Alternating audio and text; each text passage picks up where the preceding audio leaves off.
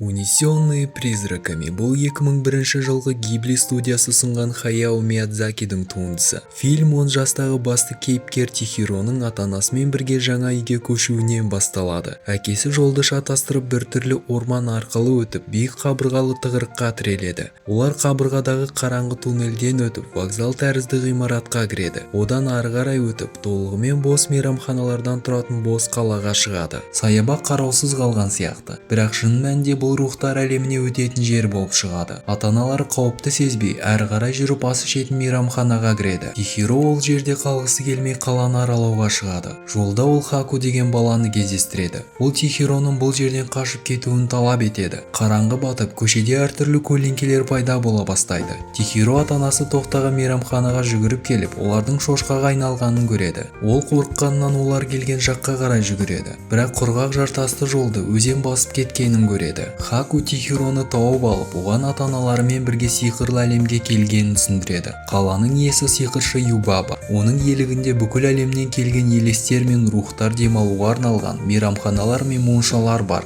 Юбаба қонақтар мен оның жұмысшыларының басқаларының бәрін жануарларға айналдырады. Ата-анасын құтқарып үйіне оралу үшін Чихиро Хакудың кеңесі бойынша Юбабадан жұмыс талап ету керек. Ол мұндай өтініштен ешкімге бас тарта алмайды. Жаңа таныстардың көмегімен ол Юбабаның кабинетіне жетіп жұмысқа қабылданады. Оған қоса жаңа есім алады. Енді Чихироның аты Сен. Чихиро Ринсан есімді монша жұмыскерінің қол астында моншада жұмыс істей бастайды. Сол күні түнде Хаку Чихироны оятып алып, ата-анаңа алып барамын, көпірде кездесеміз деп айтып кетеді. Екеуі кездесіп шошқалар тұратын фермаға барады. Бірақ ол жерге келгенде ата-анасы сол күйі шошқа қалпында екенін көреді. Хаку көңілі түскен қызды тамақтандырып, жұмыс жасап жатқан жеріне шығарып салады. Чихиро моншаға келіп, Ринсан екеуі қоқыс рухы келе жатқанын естіп ваннаны дайындауға кіріседі. Екеуі бар күшін салып, оны жуындыра бастайды. Чихиро рухтан шығып тұрған велосипедтің рөлін байқап қалады. Оны жалғыз тартып алуға күші жетпей, барлық монша жұмыскерлері жабылып тарта бастайды. Сол кезде рухтан жиналған қоқыстардың барлығы сыртқа ақтарылады. Бұл рух өзен қожайыны болып шығады. Ол Чихироға рахметін айтып, сыйлық қалдырып кетеді. Чихиро таңертең ұйқыдан оянып балконға шыққанда теңіздің үстінде айдаһарды көреді. Айдаһар қағаз құстардан қашып балконға кіріп тығылып үлгереді. Чихиро оның Хаку екенін түсінеді.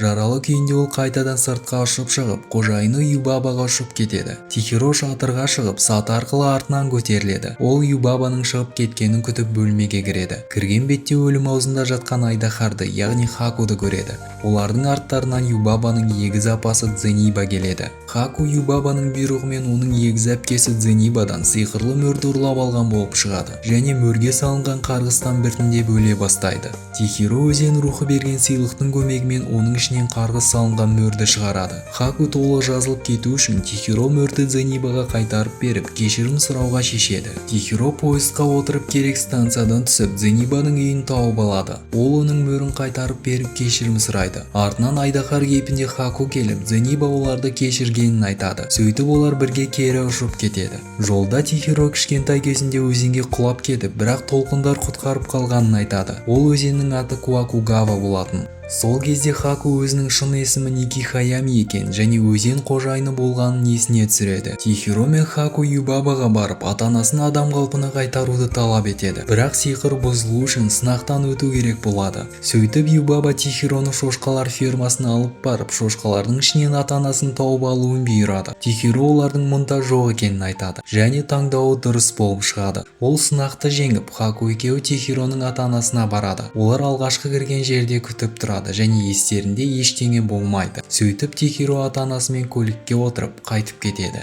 Бізбен болғандарыңызға рахмет достар. Ал сіздер каналға тіркеліп кетуді ұмытпаңыздар. Келесі кездескенше.